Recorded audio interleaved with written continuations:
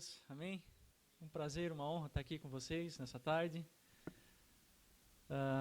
Bom, aproveitando o gancho do Tiago, então, João Calvino não escreveu nada sobre Apocalipse porque não deu tempo. Porque se ele tivesse vivido mais um pouco, certamente ele teria feito. Não foi por falta de nem de disposição e nem de incapacidade, né? Quem conhece um pouco da obra de João Calvino aí sabe que o homem, como diz o ditado, não era fraco, né? Então, o Deus quis ela pela glória nas últimas coisas. Então, antes de começar a explanar o texto aqui, vou dizer para vocês que Deus me guiou por caminhos dentro da teologia, embora eu não tenha formação teológica, mas eu criei gosto pela teologia no decorrer da minha caminhada cristã e fui levado a conhecer a teologia reformada e eventualmente a virar um amilianista e fui pegar justamente uma das matérias dentro da teologia que é mais espinhosa, que é a escatologia, né? Então, desculpe que talvez eu decepcione vocês aqui à tarde. Espero que isso não aconteça, claro, estou brincando. Eu vou fazer o meu máximo aqui, com a graça de Deus. E até agora tem seguido-se na linha de pregação expositiva, esboçando um texto em questão e abordando esse texto. Os temas que eu tenho para abordar aqui com vocês essa noite é um pouco mais amplo, e no intuito de encharcar a cada um de vocês com textos, com referências, a fim de alimentar a esperança de vocês, assim como eu alimentei a minha esperança através desses textos, eu vou expor aqui vários textos para que se torne mais coerente aquilo que eu tenho proposto para vocês essa tarde. Não vão ser grandes explanações, mas isso vai acontecer, vários textos aí das Escrituras, do Antigo e do Novo Testamento, a fim de alimentar a esperança de vocês no que diz respeito às últimas coisas. Um assunto tão importante para a fé cristã, né? Estamos aqui vivendo o presente, mas também temos que ter a esperança de que temos algo guardado para nós, de que Deus tem algo para nós no futuro, um futuro glorioso, não só para nós, mas obviamente para Ele também, porque o fim de todas as coisas resulta na glória dEle. Tá? Brevemente, um pouquinho mais de informação a meu respeito. Eu faço parte de um ministério chamado Bibotalk.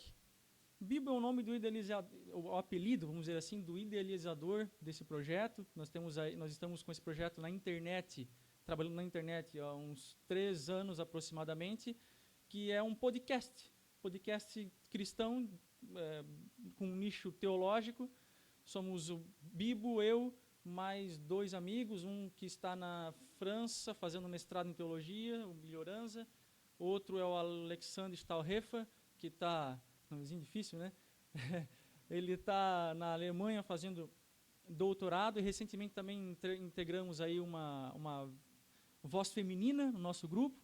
É difícil a gente achar teólogas, né? Mulheres teólogas, mas assim, finalmente achamos uma muito competente, por sinal.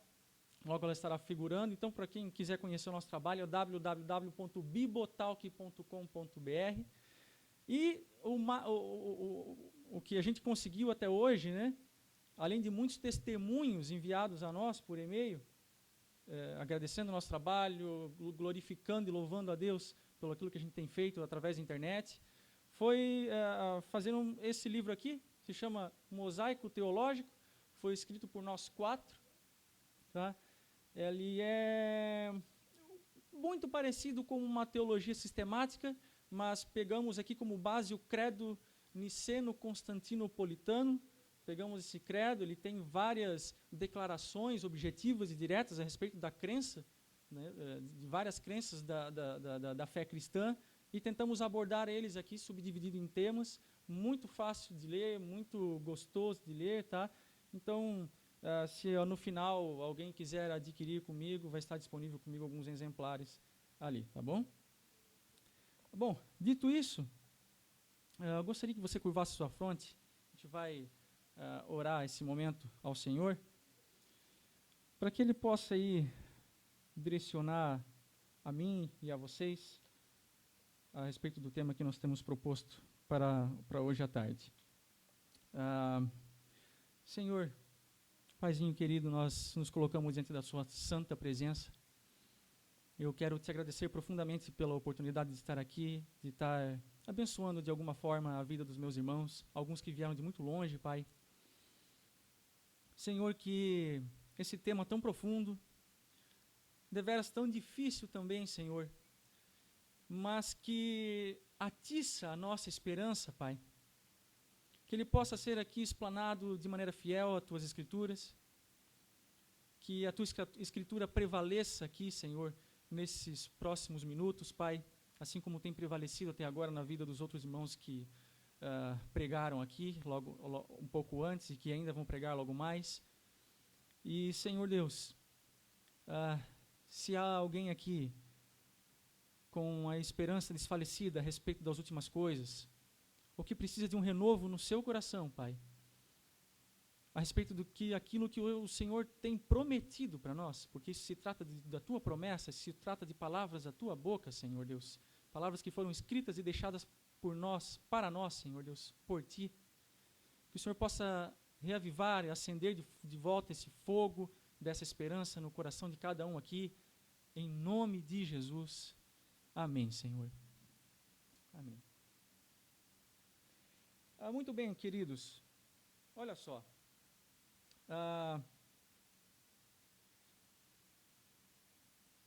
O Deus que zela por sua glória nas últimas coisas, no fim das últimas coisas.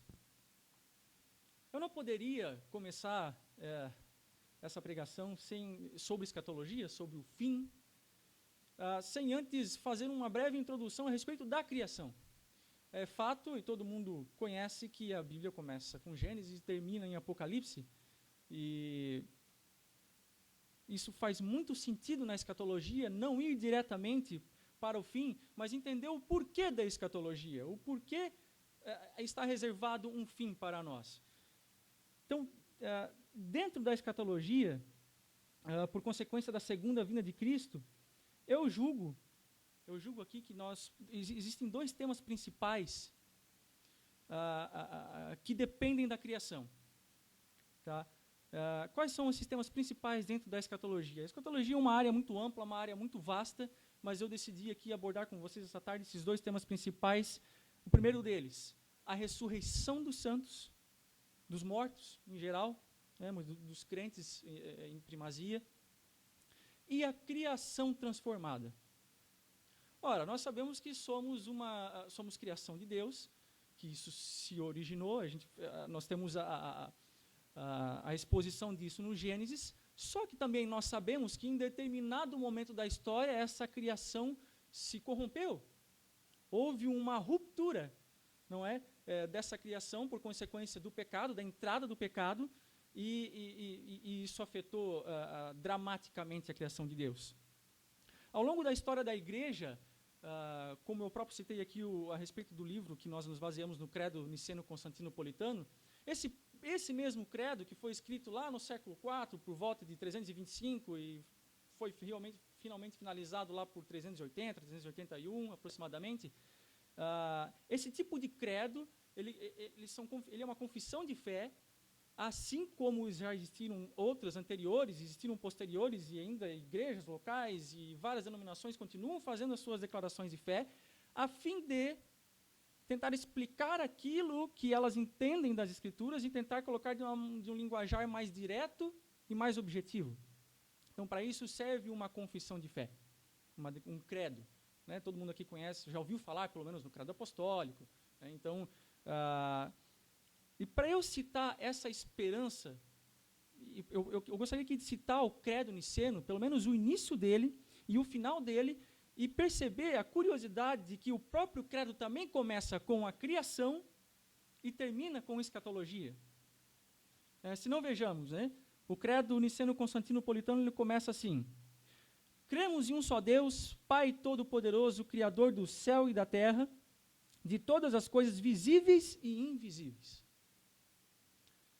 Guardadas as devidas proporções, isso é um resumo do resumo do resumo daquilo que está nos primeiros capítulos de Gênesis. E aí o credo ele discorre por vários outros temas dentro da fé cristã, eclesiologia, enfim, outros diversos temas.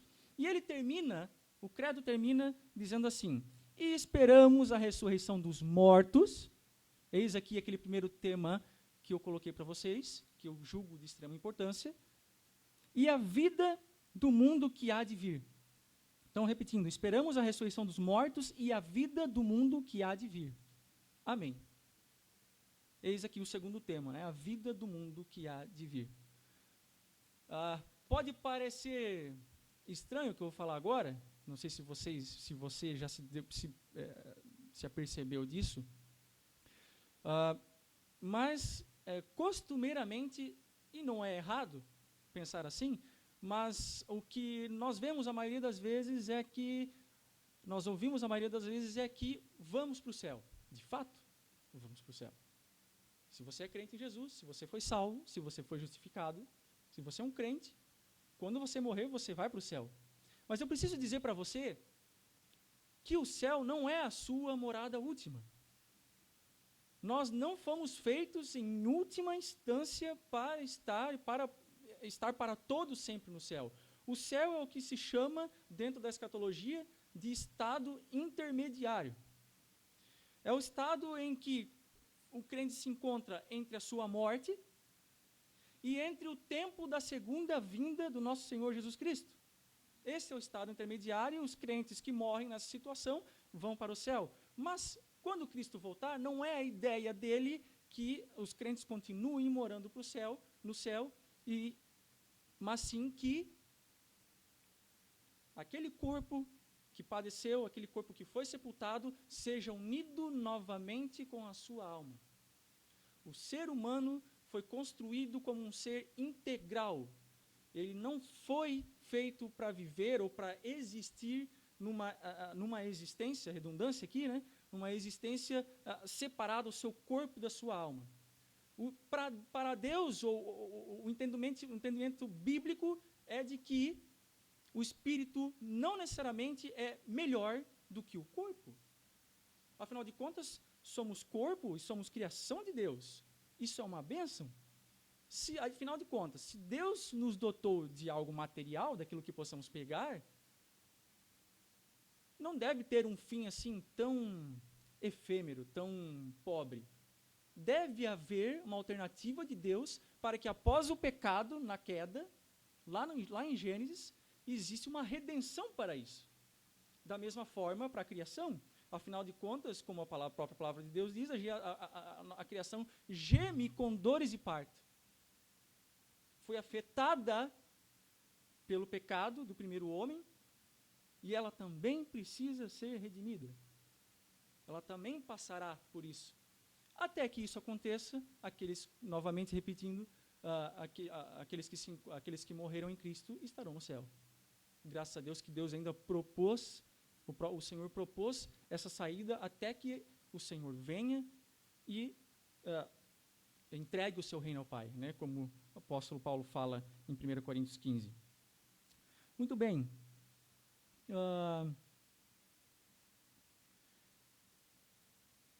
Vamos entrar aqui mais especificamente em alguns textos sobre a ressurreição. Então, eu vou seguir da seguinte maneira. Eu vou abordando os textos, eu vou citando eles aqui, e se você achar melhor, conseguir ir na sua própria Bíblia e acompanhando, tá? Você fica à vontade, mas eu vou citando eles aqui, para que a gente possa discorrer a respeito desses textos, do que eles falam a nós, como eles alimentam a nossa esperança a respeito da ressurreição dos mortos e a respeito da criação, de como a criação será redimida, a criação como um todo, o mundo que Deus criou. Tá? Então, olha só. Eu não vou aqui também abordar na ressurreição a questão do fato de que o Senhor Jesus é o penhor, é aquele que garante e assegura a nossa ressurreição. Nós não ressuscitamos porque é algo intrínseco ao nosso corpo no fim dos tempos, mas é pelo poder do Senhor Jesus, é porque Ele ressuscitou primeiro, é porque Ele é as primícias e que pelo poder do Espírito Santo vamos ser vivificados novamente. Então, isso está bem claro, isso é um ponto comum na fé, e eu não vou me discorrer a respeito disso, mas que isso pelo menos fique bem claro na sua cabeça, que o fato de isso tudo acontecer é por causa da obra de Cristo, é porque o Espírito Santo vivificou Cristo do túmulo, é porque Ele ressuscitou, é porque Ele as primícias, porque nós também conseguimos, ou porque isso acontecerá também conosco, tá? A experiência de Cristo. Eu posso dizer aqui no Antigo Testamento, começar pelo Antigo Testamento a respeito da ressurreição. É muito raro você encontrar exemplos de versículos bíblicos, de textos bíblicos falando a respeito da ressurreição dos santos. Existem alguns bem emblemáticos, mas são poucos os textos. Por quê? Porque primeiro é uma questão de revelação progressiva. Nós sabemos que na teologia, a teologia nos ensina que a forma como Deus se revela nas Escrituras, como o próprio termo já diz, é através de um progresso. Ele vai revelando as coisas aos poucos, de forma que a regrinha básica dentro da teologia é que o Antigo Testamento é a sombra daquilo que é o Novo. Ele é mais obscuro, se é que eu posso usar essa palavra. Então, em relação àquilo que só vem a ser revelado mais claramente no Novo Testamento. Então, às vezes, esse conceito de ressurreição, ou o que o crente do Antigo Testamento mais preza, às vezes vai se achar em outros termos que não necessariamente a ressurreição do corpo. Embora, sim, já seja uma experiência assegurada por Deus ao crente do Antigo Testamento desde sempre. Prometida desde sempre. Por exemplo, podemos ver isso em Gênesis 25, aproximadamente no verso 8, onde diz a respeito de Abraão: morreu em boa velhice, em idade bem avançada, e foi reunido aos seus antepassados. Então, no Antigo Testamento, uma pessoa abençoada é aquela que viveu bem e longamente. Então, era mais ou menos isso com o que se preocupava o crente do Antigo Testamento. Falar em ressurreição como eu falo em ressurreição para vocês, para eles era um pouco obscuro. Todavia, temos passagens muito interessantes a respeito da ressurreição no Antigo Testamento. Por exemplo, o Salmo de número 16, do verso 9 ao 11, um salmo davídico, que diz assim: por isso o meu coração se alegra e no íntimo exulto. Mesmo o meu corpo repousará tranquilo, porque tu não me abandonarás no sepulcro. Olha só. Nem permitirás que o teu santo sofra decomposição. Tu me farás conhecer a vereda da vida, a alegria plena da tua presença, eterno prazer à tua direita.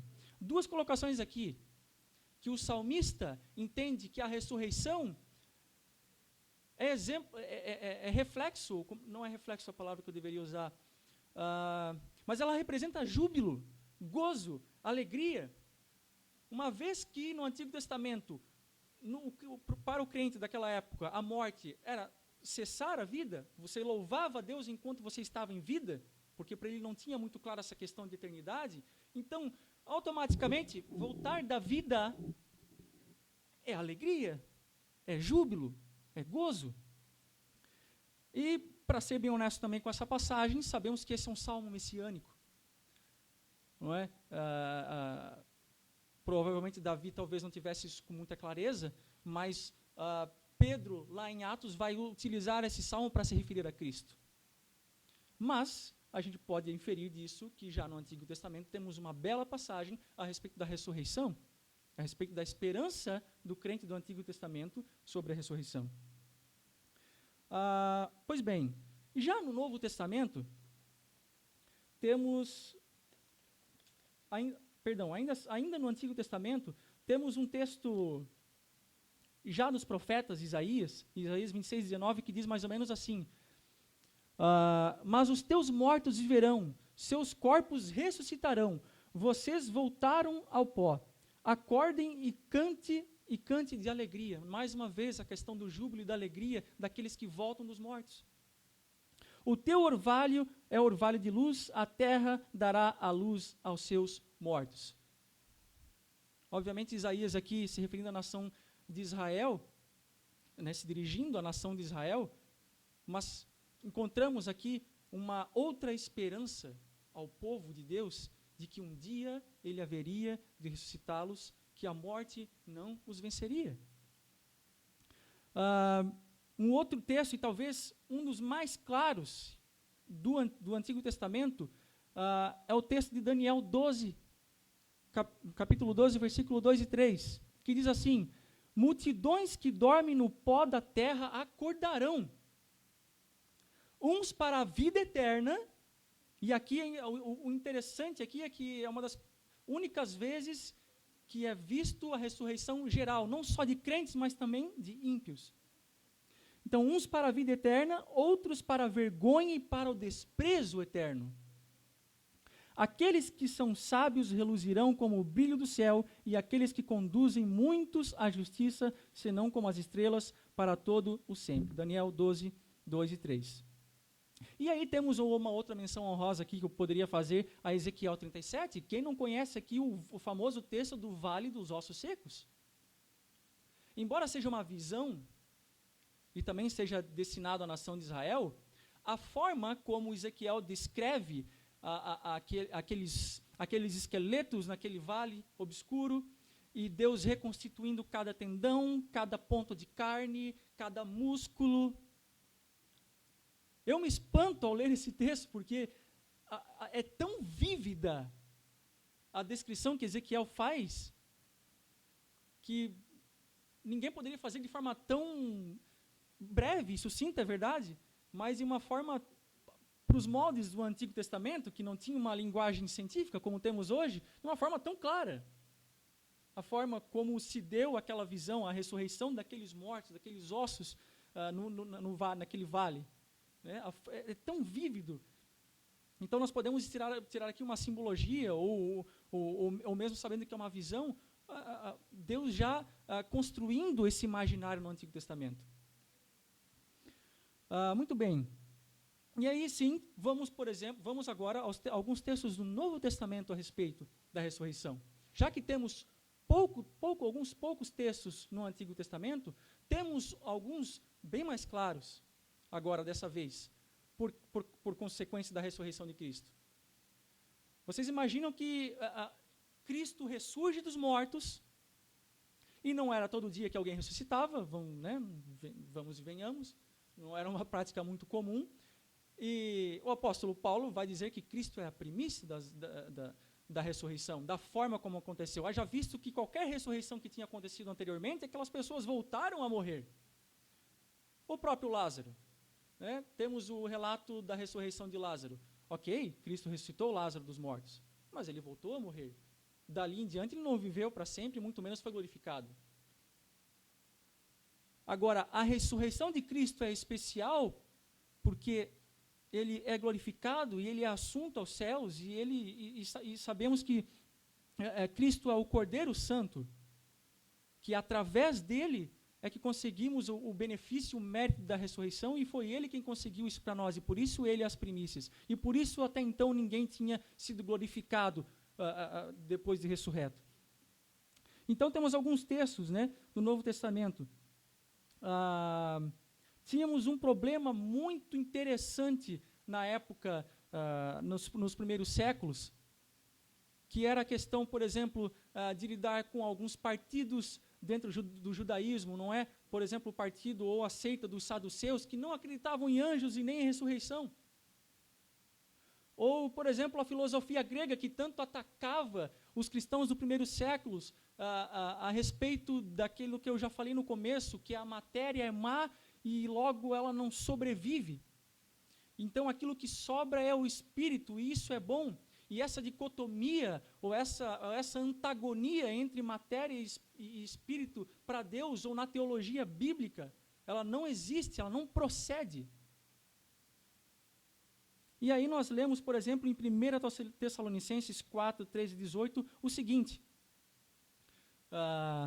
irmãos, não queremos que vocês sejam ignorantes quanto aos que dormem, para que não se entristeçam como os outros que não têm esperança. Se cremos que Jesus morreu e ressurgiu, olha aqui a questão de Cristo como sendo as primícias, cremos também que Deus trará, mediante Jesus, e juntamente com ele, aqueles que nele dormiram. Existia uma preocupação daqueles crentes em Tessalônica, por algum motivo, muito provavelmente por causa da influência dessa filosofia grega, ou por causa, uma outra probabilidade, por causa de gnósticos, tendo que lidar com isso, com ideias erradas a respeito da ressurreição, que eles inventaram na cabeça deles e que, não, os crentes, e o que vai acontecer com os crentes? Os crentes vão, a gente vai morrer e não vai, o Senhor vai vir, o que vai acontecer com a gente? O que vai acontecer conosco se o Senhor chegar aqui agora e a gente não estiver vivo? E Paulo está usando esse texto justamente para acalmar os ânimos dele. Calma, gente, espera lá, vai ter uma saída. E aí, Paulo continua aqui. Dizemos a vocês, pela palavra do Senhor, que nós, os que estivermos vivos, os que ficarmos até a vinda do Senhor, certamente não precederemos os que dormem. Então, fiquem tranquilos, que vocês que estão vivos aí, vocês não vão encontrar com o Senhor nos ares antes daqueles seus parentes que morreram, os seus queridos que morreram. Ao contrário, Deus fará com que aqueles que morreram ressuscitem antes, para que aí sim, juntos, nós podemos encontrar o Senhor. E Paulo usa isso para consolar aqueles irmãos. Pois, dada a ordem com a voz do arcanjo e o ressoar da trombeta de Deus, o próprio Senhor descerá do céu e os mortos em Cristo ressuscitarão primeiro, como eu acabei de dizer. Depois disso, os que estivermos vivos seremos arrebatados juntamente com eles nas nuvens para o encontro com o Senhor nos ares.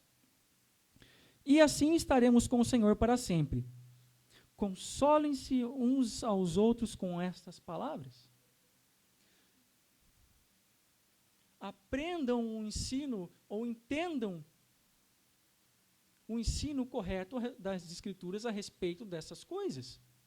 Não deixem se abater pelos ensinos heréticos que se infiltram na sua igreja a respeito dessas coisas. Consolem os seus irmãos com essas coisas. E é digno de nota aqui que essa é a primeira passagem do Novo Testamento sobre o assunto. Você pode dizer, mas os Tessalonicenses não fica no começo do Novo Testamento, mas o escrito é um dos mais novos. Não é? E claro, né, Paulo trata somente com a ressurreição dos crentes aqui, não com a geral. Justamente porque a esperança dos cristãos de Tessalônica estava sendo minada. Então não era, você pode perguntar aqui, né, alguns pré-milenistas, com todo o respeito que eu tenho aos meus irmãos pré-milenistas, eles dividem a ressurreição em 2 pontos, uma de crentes na primeira vinda do Senhor e uma só de ímpios lá no final do milênio. E para isso eles usam um argumento que justamente que aqui Paulo só está falando da ressurreição de crentes, então é isso que vai acontecer somente na vinda do Senhor, já que Paulo está falando aqui que está aliado à vinda do Senhor. Mas não é isso. Paulo só está mencionando os crentes aqui, porque só importa os crentes aqui. Não interessa eu falar de ímpio agora, me interessa consolar vocês. E isso nos leva a um outro segundo texto importante, na minha opinião, o mais importante do Novo Testamento a respeito da ressurreição. Ele é muito longo, é todo o capítulo 15 de 1 Coríntios, eu não vou lê-lo aqui porque seria demasiado longo, né, e ia demorar demais. Mas eu vou destacar alguns versos aqui principais a respeito disso, que é 1 Coríntios 15, 19, onde ele começa assim: se é somente para esta vida que temos esperança em Cristo. Novamente, Paulo aqui em 1 Coríntios, combatendo o ensino errado a respeito da ressurreição. Dentre todos os homens somos mais dignos de compaixão. O que ele está querendo dizer aqui, gente? Se nós não temos a esperança de que um dia nós ressuscitaremos, para que eu estou pregando? Para que eu estou falando do evangelho para vocês? Vai resultar o quê? Porque, ok, falo de Jesus, falo de salvação, mas e aí? Todo mundo morre e acaba? Não faz sentido nenhum. Não faz sentido nenhum, tanto é que ele vai falar, vã é a fé e a pregação, se não houver o elemento da ressurreição. E aí, ele, lá no verso 42, que são os outros versos que eu destaquei aqui como principais, pelo menos para o ensejo aqui, diz assim: assim será a ressurreição dos mortos. O corpo que é semeado é perecível e ressuscita imperecível. Ou seja, o meu corpo, o teu corpo, esse que está aqui, ele vai para o sepulcro, a não ser que Cristo volte antes. Conforme em Tessalonicenses que nós vimos, aí nós vamos esperar os outros ressuscitarem e depois nós vamos ser arrebatados juntos. Mas se isso não acontecer, e que é o que nós todos estamos fadados ainda por consequência do pecado, nós vamos morrer inevitavelmente. Mas nós temos a esperança da ressurreição. Nós podemos chegar no fim da nossa vida, meu querido e minha querida, sem aquele sentimento de pesar no coração, que eu acredito que muitas pessoas no decorrer de toda a existência já tiveram. O que vai ser? O que vai acontecer? Até para os cristãos, de fato, em algum sentido é um mistério, porque a gente não sabe da existência, uma existência transcendente, que vai além da nossa capacidade, tanto é que nem nos é revelada em sua plenitude. Aí ele continua no verso 43, é semeado em desonra e ressuscita em glória. É semeado em fraqueza e ressuscita em poder. É semeado um corpo natural e ressuscita um corpo espiritual. Se há corpo natural, há também corpo espiritual. Quer dizer, esse semear que Paulo fala aqui não diz respeito apenas ao sepultamento, mas refere-se a todo o tempo da existência atual do nosso corpo. Então, eu imagino e eu quero crer que, desde o momento em que nós somos regenerados pelo poder do Espírito, pela obra expiatória de Cristo, já servimos como semente, o processo de semeadura já acontece ali, até que culmine no nosso sepultamento. E a nossa vida aqui, enquanto cristãos, enquanto trabalhadores de Deus, diz muito e afeta muito a eternidade, a nossa eternidade com Cristo.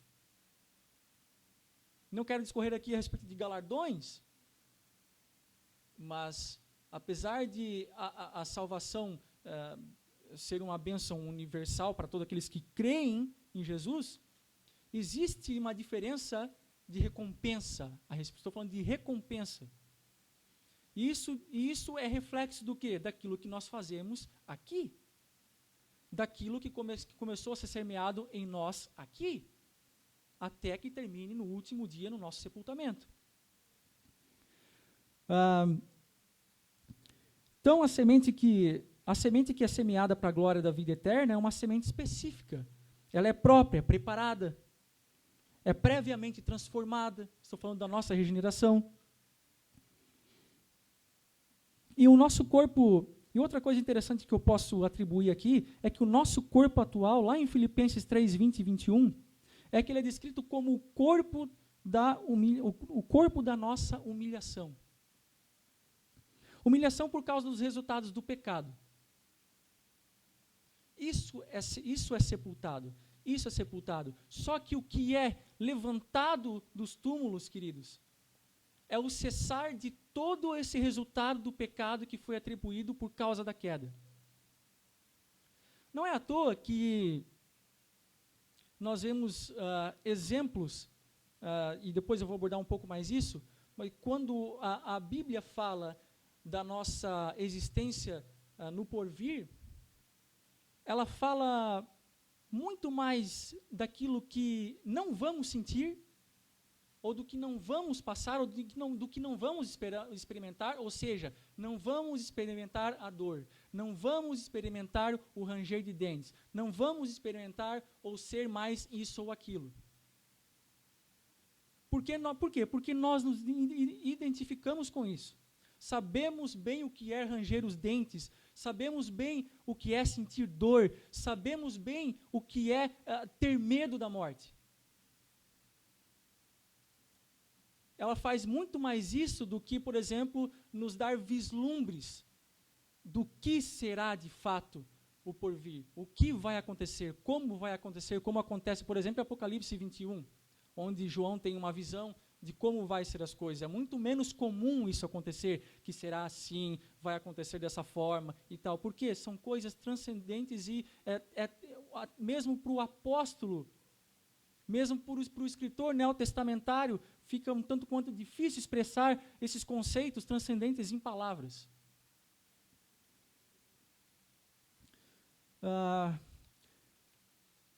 Então chegamos ao fim desse primeiro ponto a respeito da ressurreição. Desse primeiro ponto tão importante para a fé cristã. E o segundo ponto que eu gostaria de tratar com vocês, a respeito das últimas coisas,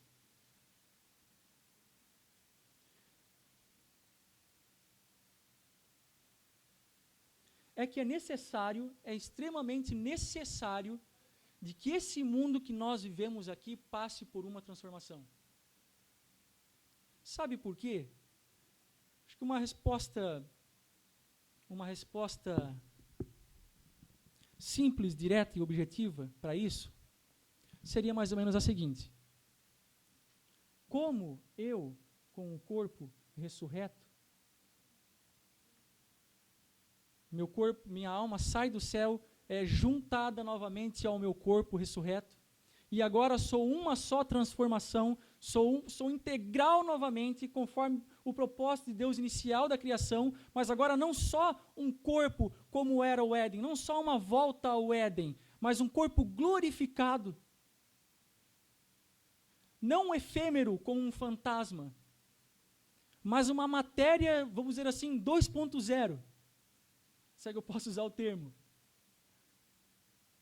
Continua sendo matéria, mas uma matéria glorificada. Não, eu não consigo explicar isso de uma maneira melhor, porque isso é loucura, parece loucura, mas é uma outra realidade. É necessário que esse corpo que agora, uma vez foi corruptível e agora é incorruptível, também more e esteja num lugar que seja incorruptível. Uma vez que, onde estamos, a terra e toda a criação de Deus foi afetada pelo pecado, foi afetada pelas mazelas, pela ruptura. Então, olha só essa esperança de novo céu e nova terra que já encontramos no Antigo Testamento, lá no texto de Isaías 65, 17 e 25.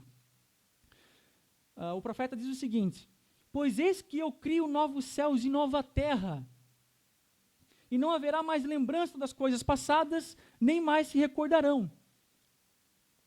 Mas vós folgareis e exultareis perpetuamente no que eu crio. Porque eis que crio para Jerusalém uma alegria, e para o seu povo gozo. E exultarei em Jerusalém, e me alegrarei no meu povo, e nunca mais se ouvirá nela voz de choro, nem voz de clamor. Não haverá mais nela criança de poucos dias, nem velho que não cumpra os seus dias. Porque o menino morrerá de 100 anos. Porém, o pecador de 100 anos será amaldiçoado. E edificarão casas e as habitarão. E plantarão vinhas e comerão o seu fruto. Não edificarão para que outros habitem, não plantarão para que outros comam, porque os dias do meu povo serão como os dias da árvore, e os meus eleitos gozarão das obras das suas mãos. Não trabalharão debalde, não terão filhos para perturbação, porque são a posteridade bendita do Senhor, e os seus descendentes estarão com eles. E será que antes que clamem eu responderei? Estando eles ainda falando, eu os ouvirei. O lobo e o cordeiro se apacentarão juntos, e o leão comerá palha como o boi. O pó será a comida da serpente. Não farão mal nem dano algum em todo o meu santo monte, diz o Senhor. Olha que descrição que o profeta Isaías faz. Isso pode sugerir uma volta ao Éden, né? Como o profeta faz essa descrição dos animais coexistindo numa harmonia. Mas mais do que o Éden, é impossível por esforços humanos, já que, no caso de Isaías, ele vive no tempo onde vigora o pecado, onde a criação foi afetada pelo pecado. Então é impossível pelos esforços humanos alguém contrariar o instinto de um animal a ponto de fazer com que um leão coabite junto com uma vaca, sem fazer com que a vaca sofra qualquer dano. É impossível eu, como ser humano, pelos meus próprios esforços, tentar fazer com que um leão ou qualquer outro bicho feroz, ou duas criaturas que hoje nós sabemos que jamais coexistiriam juntas, possam de fato fazê-lo.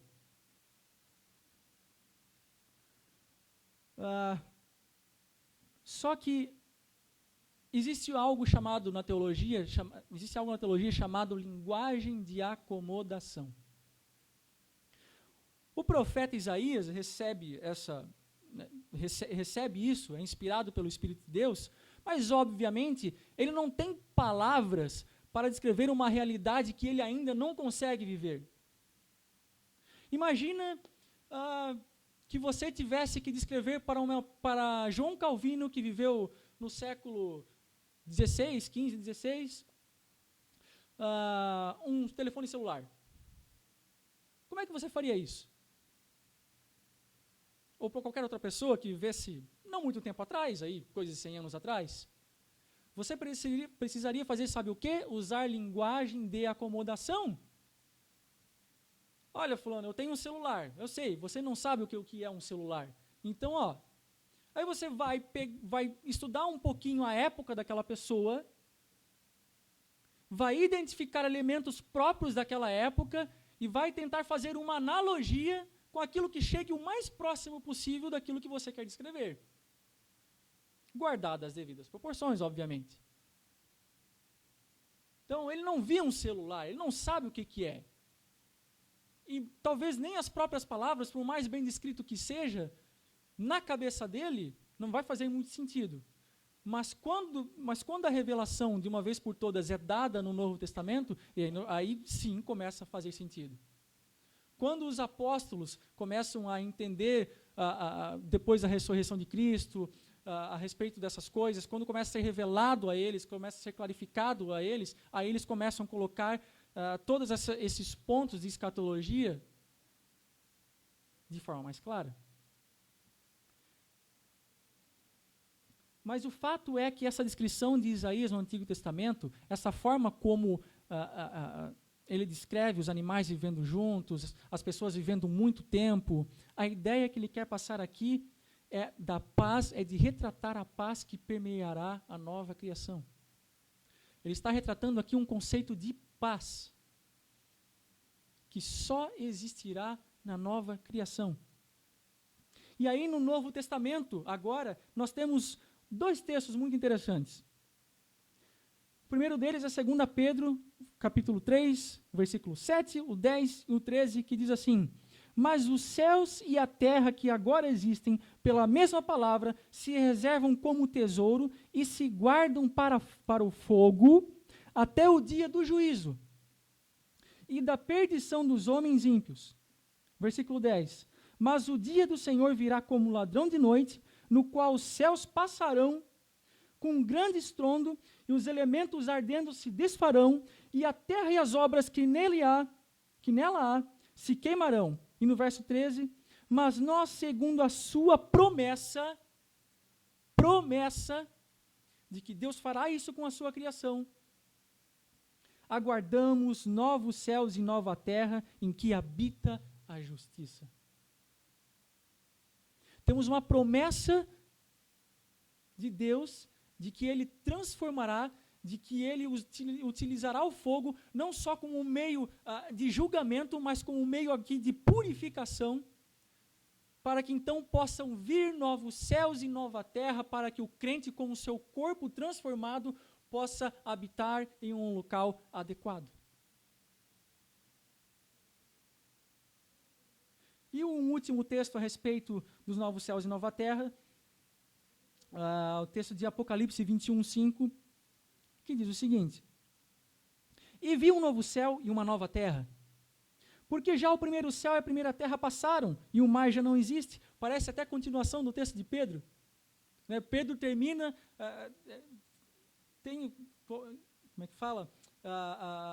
Constrói a sua linha de raciocínio até o momento em que Cristo volta, e parece que João aqui no capítulo 21 é como se estivesse continuando o texto de Pedro. Porque já o primeiro céu e a primeira terra passaram e o mar já não existe. E eu, João, vi a cidade santa. A nova Jerusalém que descia de Deus, que descia do céu, adereçada como uma esposa ataviada para o seu marido. E ouvi uma grande voz do céu que dizia: Eis que o tabernáculo de Deus com os homens, eis aqui o tabernáculo de Deus com os homens, pois com eles habitará, e eles serão o seu povo, e o mesmo Deus estará com eles, e será o seu Deus. E Deus limpará dos seus olhos toda lágrima. E não haverá mais morte, nem pranto, nem clamor, nem dor. Porque já as primeiras coisas são passadas. O resultado do pecado não mais sobreviverá nos novos céus e nova terra. É até difícil, né, conceber isso, porque a gente acorda dia após dia, sabendo que somos criaturas falhas. Alegres, sim, porque fomos justificados, fomos alcançados por Deus, pela graça de Deus, mas ainda tendo que lidar com essa tensão do já e o ainda não. Esse é um termo dentro da escatologia cunhado por Oscar Cullmann, onde já desfrutamos de algumas benesses da vida eterna, já estamos na vida eterna, mas ainda não conseguimos viver ela em sua plenitude, porque ainda estamos no nosso corpo natural, não naquele corpo espiritual que o apóstolo Paulo falou agora há pouco, porque ainda não temos um corpo perfeito, ressurreto e glorificado. Eu já quebrei tempos e tempos a minha cabeça tentando imaginar esse conceito de simplesmente não pecar mais. Mas é impossível. É impossível para mim, agora. Se você conseguiu, você é um sortudo. Imaginar alguma coisa nesse sentido. Quantas vezes eu já me deparei num dia de manhã onde, bom, todos nós aqui, vamos ser bem honestos e sinceros, todos nós temos os nossos altos e baixos no nosso caminhar com Cristo. E aquele sentimento quando vem aquele sentimento de que você não é digno, quando vem aquela força desse sentimento de que você fez alguma coisa tremendamente equivocada, foi injusto em alguma situação, e você se sente o pior dos pecadores. E você simplesmente não consegue imaginar como e por que Deus escolheu você. E a resposta para isso é graça. Porque Ele não viu nada em você que pudesse, de fato, mover a direção de Deus, mover o favor de Deus. Ele viu algo em Cristo. Entre Deus e você está Cristo. Não é? Ele olha para o Maurício, para o Mac. Ele não é porque não é só porque ele fez uma obra de justificação, mas é porque Cristo está em mim. E ele vê Cristo, é uma sobreposição. Mas continuemos.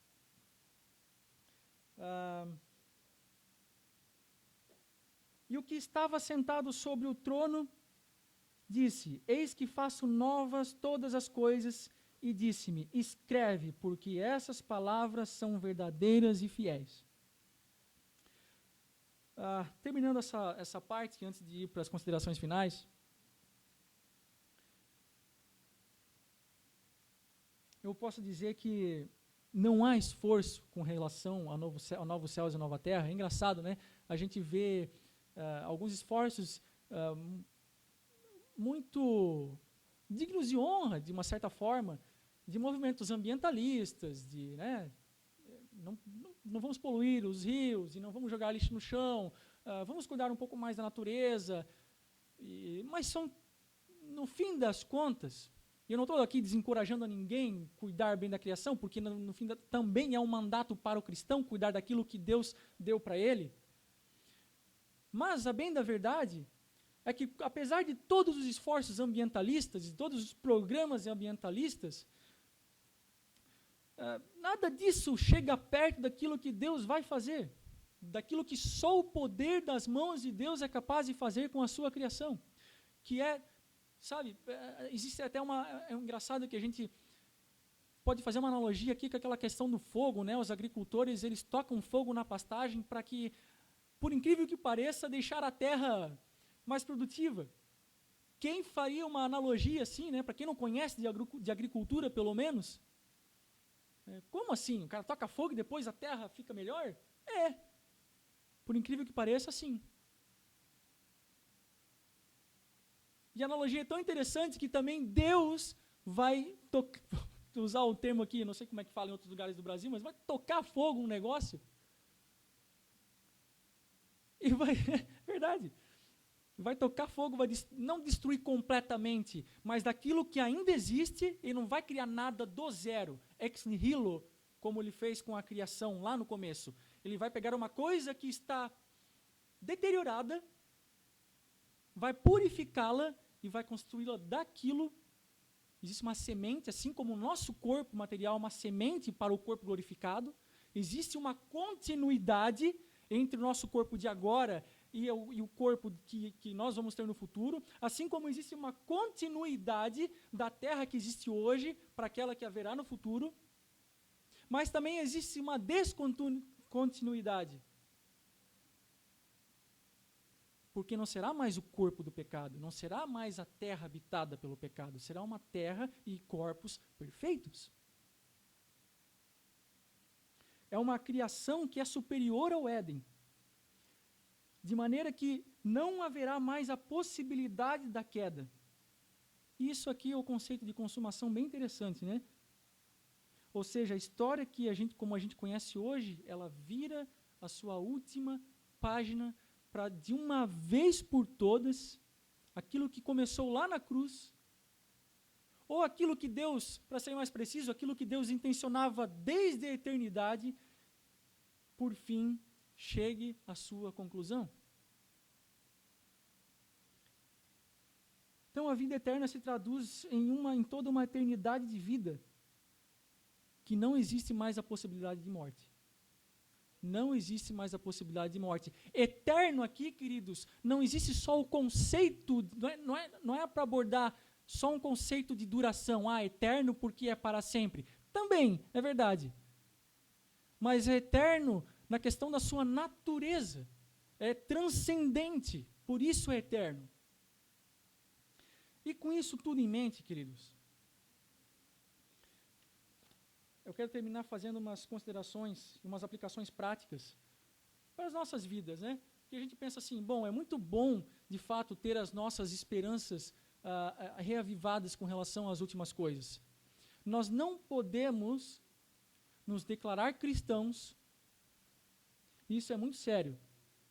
Haja visto o contexto da igreja, não só brasileira, mas da igreja como um todo. Porque se a gente fazer uma análise da situação do cristianismo atual, se fosse tão bom assim, não precisaríamos fazer exortação atrás de exortação. Olha o que a gente vê na TV, olha que a gente pode até tomar aqui como exemplo algumas questões que o próprio Marco, na última preleção, falou aqui, por exemplo, a respeito de como é tratado a música no meio gospel, ensinando faltas atrás de faltas a respeito da teologia bíblica, e ensinando conceitos completamente equivocados a respeito da vida cristã, a respeito das verdades cristãs, a respeito daquilo que os reformadores custaram tanto para conseguir, E parece que a gente se vê de volta enredado em coisas que pareciam ter sido solucionadas lá na Reforma, com a Igreja Católica Romana. Mas isso perdura, e insiste em perdurar, e tem quem gosta de fazer levar isso para frente. E aí, o que acontece? Esse senso de peregrinação, que ao estudarmos, por exemplo, coisas tão importantes como a ressurreição, como a questão dos novos céus e nova terra, dá para nós, se esvai. As pessoas, os cristãos, aqueles que se consideram os cristãos hoje, não quero aqui me colocar no lugar de Deus e julgar o coração dessas pessoas. Afinal de contas, em última instância, em pontos secundários, ninguém aí é salvo porque tem uma teologia correta. Eventualmente, você pode estar equivocado em algum sistema teológico que você professa. Todavia, alguns assuntos são de extrema importância a ponto de nos colocar no trilho, como o Marco falou agora há pouco, a ponto de nos colocar nos eixos. E essa vivência cristã atual que nós temos percebido está muito longe da escatologia bíblica, daquele senso de peregrinação, de saber que nós não somos desse mundo, sabe, que não fomos, não fomos criados para agirmos como muitas pessoas têm agido ou têm propagado alguns ensinamentos. A nossa pátria é celestial. A nossa pátria é celestial. As promessas para os crentes do Antigo Testamento, embora tivesse um cumprimento físico, a realização última dela é a Nova Jerusalém. É aquilo que ainda está por vir, aquilo que Deus tem guardado, aquilo que é perfeito. Então, uma escatologia saudável, queridos, que glorifica a Deus, aquela que Deus zela, sabe? Que é o tema dessa parte, nessa tarde, que foi confiada a mim. É aquela escatologia que glorifica a Deus, que não pode deixar passar despercebidas essas verdades, sabe? Elas fazem parte da esperança cristã, faz parte de ser cristão pensar no porvir. Isso renova as nossas esperanças. Um outro ponto aplicável aqui à nossa vida cristã. Quando nós falamos que Deus zela pela sua glória, não é? Eu penso que seja razoável presumir que Ele deseja que a sua própria glória seja manifesta na sua criação. É verdade que Deus não divide a sua glória com ninguém, no sentido de que ninguém pode adorar a sua criação como se adora a Deus. Essa glória é exclusiva e única de Deus, é intransferível e pessoal. É somente dele. Ok? Só que, de outra forma, somos criação de Deus. E é interessante que o Salmo de número 8, no verso 5, ele diz a respeito do ser humano, né? Um pouco menor fizeste um pouco menor do que os anjos, e de glória e de honra o coroaste. Esse tipo de glória que Deus coroa, e honra, glória e honra que Deus coroa o ser humano, obviamente não é o mesmo tipo de glória qual aquela gente dá para Deus, mas é aquela glória que se manifesta na criação do próprio Deus. É nesse sentido. Dessa forma, queridos, se isso acontece, o ponto que eu quero chegar é o seguinte: se isso acontece, se essa glória retorna a Deus, quando reconhecemos isso, e isso acontece mesmo ainda nós estamos no corpo do pecado, o corpo que ainda está suscetível ao pecado, quanto mais será gloriosa, redundância de volta aqui, né? Gloriosa essa glória que nós daremos a Deus nos novos céus e nova terra, com o corpo perfeito, com a criação de Deus, e nós fazemos parte dessa criação, obviamente, de uma vez por todas, perfeita, glorificada, sem mancha, sem mácula, parecidas com Cristo. Teremos um corpo de glória, teremos a honra de ter um corpo de glória como Cristo tem. Então, queridos,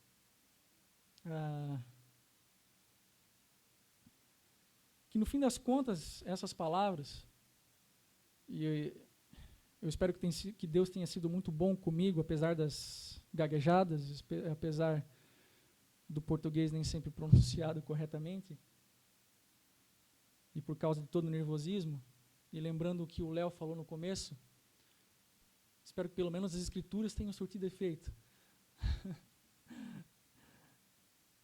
Mas que, se Deus tem sido bom comigo, e espero que Ele seja bom com vocês, que essas palavras possam servir de consolo.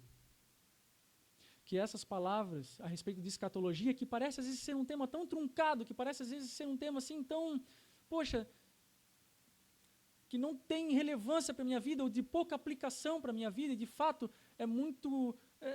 preciso pensar um pouco a respeito dessas coisas para que isso venha fazer uma aplicação saudável nas nossas vidas, uma aplicação que isso seja de fato vívido nas nossas vidas como cristãos. Mas que essas palavras possam ter sido usadas por Deus no coração de vocês, assim como foi usado no meu coração na preparação dessa mensagem, e que isso possa levar você a glorificar a Deus. Que pensar nisso, nessas coisas, que um dia você não vai mais precisar pecar, que um dia você habitará num lugar junto a Deus no templo de Deus, nos novos céus e nova terra, onde não haverá mais choro, nem ranger de dentes, nem dor, nem morte. Que isso, apesar de parecer tão longe, e às vezes até tão efêmero, mas que isso possa permanecer como esperança no seu coração. Porque isso, como já foi dito aqui várias vezes, é promessa de Deus, queridos, e faz parte da espiritualidade sadia de todo cristão. Em nome de Jesus, eu convido vocês a isso, a pensarem e refletirem tempos e tempos na vida de vocês a respeito das últimas coisas, para que você possa glorificar a Deus, mesmo nessas coisas que você ainda não, e você e nem eu, temos pleno entendimento, mas que possamos ansiar por isso. É digno e é saudável de que nós ansiemos por isso. Qual não foi a oração do apóstolo João no finalzinho do Apocalipse, quando ele disse: Maranata, ora vem, Senhor Jesus. A esperança de todo cristão é que Jesus volte. Amém, queridos?